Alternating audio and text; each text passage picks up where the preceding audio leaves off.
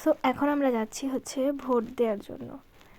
দুঃখজনক আমি বরিশালে নেই বর্তমানে, এখন আমি দিনাজপুরে আছি, কিন্তু আমি যাচ্ছি মাম্মির সাথে দিদার সাথে ভোট সেন্টারে গিয়ে দেখতে চাই এখানের ভোট সেন্টার বা এখানের আনুষঙ্গিক যে বিষয়গুলো কেমন হয়, কেমন গ্যাদার হয়, আর পারিপার্শ্বিক অবস্থাটা কেমন হয়। আশা করি এবার ভোট সেন্টারেরগুলোতে ঝামেলা কম হয়েছে বা নিয়ম কারণ মেনে তারপর হচ্ছে ভোট দেওয়া হয়েছে।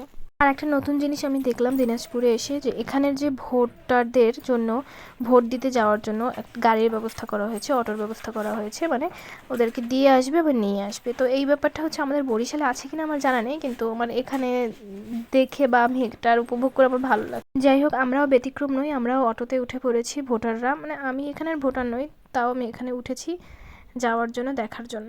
যাই হোক, মানে ভোট সেন্টারে যাওয়া যাক। এখান থেকে ভোট সেন্টারে যেতে আমাদের আনুমানিক 5 মিনিট লাগে। আর এটা হচ্ছে মেইন রোড, আর মেইন রোডের পাশেই আছে দিনাজপুর মেডিকেল কলেজ হাসপাতাল। আমি ভোট কেন্দ্রে যাচ্ছি অটোতে করে। তারপর তারপর হাতে ফুল এঁকে দিয়েছে, হাতে ফুল এঁকে দিয়েছে কালি দিয়ে। তো যাই হোক, ভোট কেন্দ্রে চলে এসেছি আমরা। তো সবাই লাইনে দাঁড়িয়ে গেছে যার যার মতন, সুন্দরভাবে ভোট দিতে পেরেছে, কোনো ঝামেলা হয়নি, কারণ আশেপাশে অনেক গার্ড ছিল।